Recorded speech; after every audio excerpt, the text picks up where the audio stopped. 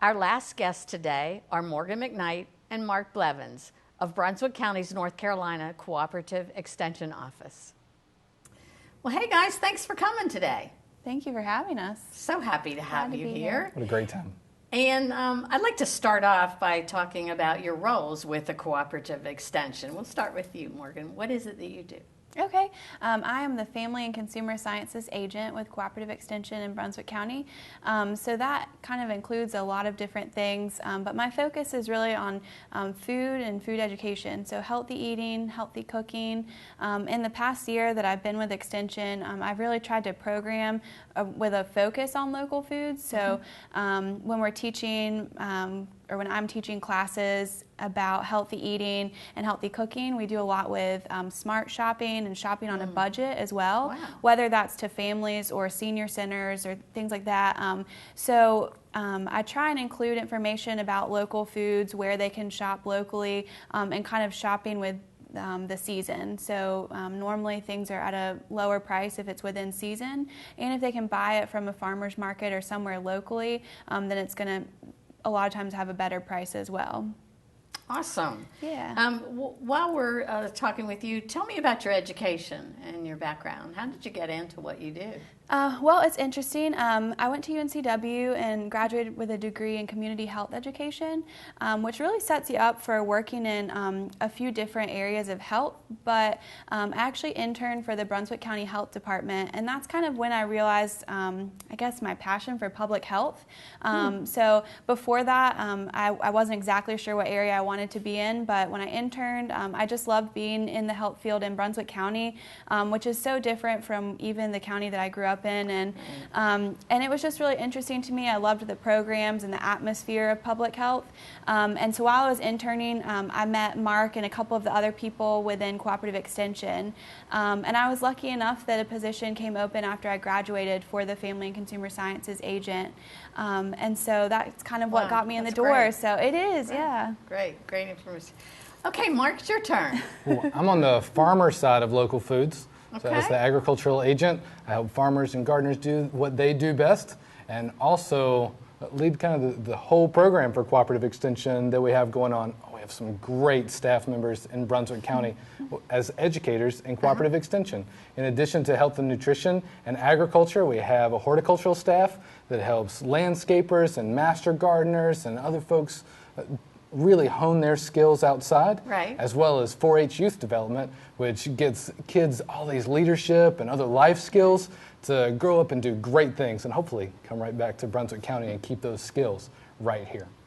Well, and tell me how you got to be where you are. Where did you do your education? Hey, so growing up, I was in a small one-stoplight town just north of here in Sampson County, and so everybody around me was farming. And I worked in fields during the summer sometimes. And so, wow, that's really fun. Then I go to school, I'm like, oh, you should be an engineer. And so, all right, but it's like engineering, I really want to be outside and help people. I want to be a farmer. That's right, so I want to be outside and help people. So, So let me think. When my dad had questions about his garden or when those farmers needed some help, they always went to the Cooperative Extension folks. Correct. And so being outside, helping people, having that sort of community, put me into Cooperative Extension, and so rest is history. So you NC found State, your niche. Right back here. Perfect. Great answer. Well, we do all appreciate what the great services that the Cooperative Extension provides in our community. We've had folks on from your department before, and it's always a great show. We love having you guys. But I understand that you all are members of the Local Foods Policy Council. So tell me more about that group. All right, so we do lead that effort to get all these different pieces and puzzle parts of the local food system together at the table. So not just farmers, not just foodies, but the grocers and the transporters and the local food system think tanker people and all these different aspects of local foods together to create some action items so that we can get this process moving and get more local foods on more local tables.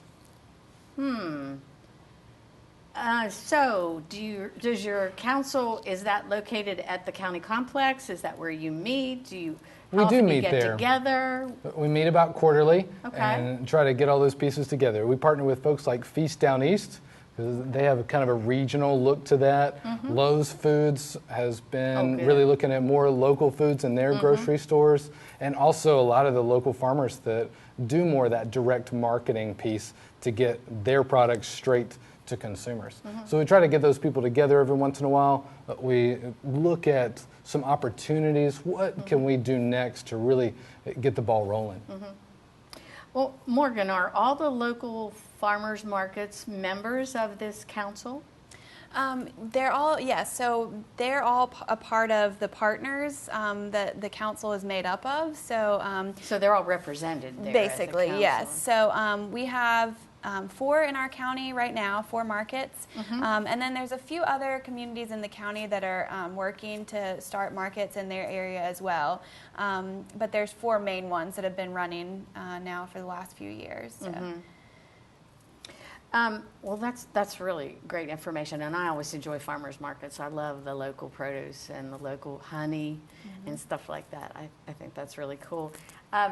So these farmers markets, they truly do help bring healthy foods to the community. Is there an easy way for like folks in the community to find out where the farmers markets are and their days and hours and all that? Yeah, there is. We try and, as part of the Local Food Policy Council, we try and advertise for each of the markets. So we've had a couple of billboards up for our markets in the county. I have seen some billboards, that's right. I have seen those. Yeah, so those are exciting. We also have Feast Down East has a website where they actually list all of the markets within the Southeast region. So you can go on there and you'll find markets in New Hanover, Brunswick, Pender, kind of all of the different surrounding counties. And all 4 of our markets are listed on there with the website of the market, the times that they're open, and where they are. So we have Oak Island, Southport, Shiloh, and the Bolivia Brief, which is the one that's at the complex.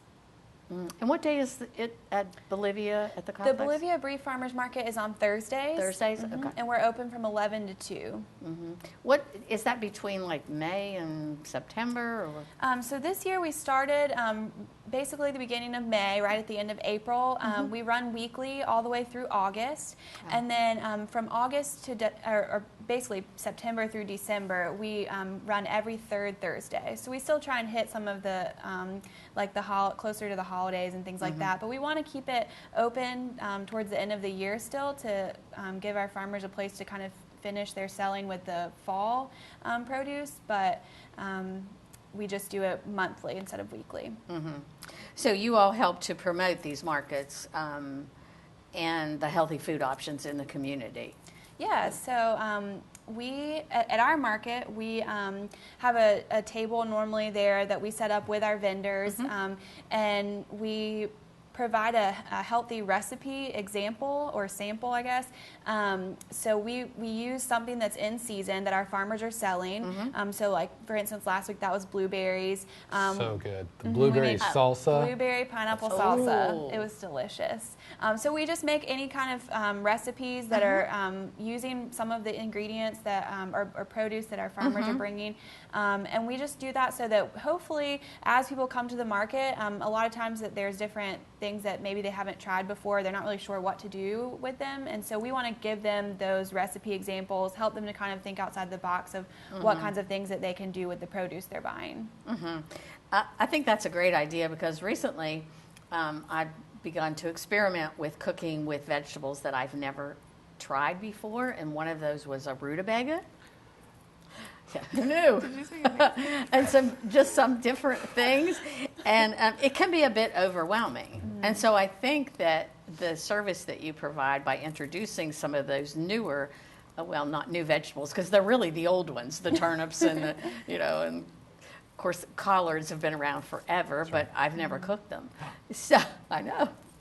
So I think that that's a great service. Let's get you cooking collards. Yeah, we can help with that. I'll have to come for some cooking lessons. Okay. Well, tell me how our viewers out there can get connected with the Extension Office. How do we get in touch with you guys? So call us up, 253-2610, and you can also go online. We mentioned our partners with Feast Down East. Right. They got a great website that'll get you in touch with a lot of different things about local foods in the broader area. But you can also come by our office or one of the farmers markets and get connected with your farmer too. And so we're just a part of this big system. So find your farmer, a local person that's growing your food. That's a great way to get connected. Wow, that's great. Well, time is running short, and we are going to wrap up here in a few seconds. So what would you like to end with? Tell me something that our viewers would really like to know. How should she cook collards and other local vegetables? Well, I think when it comes to trying new vegetables or a variety of things, a lot of times the farmers themselves are the perfect people to talk to. Mark kind of mentioned that, but that's one of the biggest things about people going to markets is that barrier between the farmer and the customer. But you shouldn't be intimidated or overwhelmed by it. Just ask them. Don't get overwhelmed by the rutabaga. Huh? That's right. Just ask right. the farmer what's their favorite way of preparing it. Try a variety of something that you maybe already love. It's just a different type. And low and slow is Mark's slogan for trying new foods. So cook it low and cook it slow.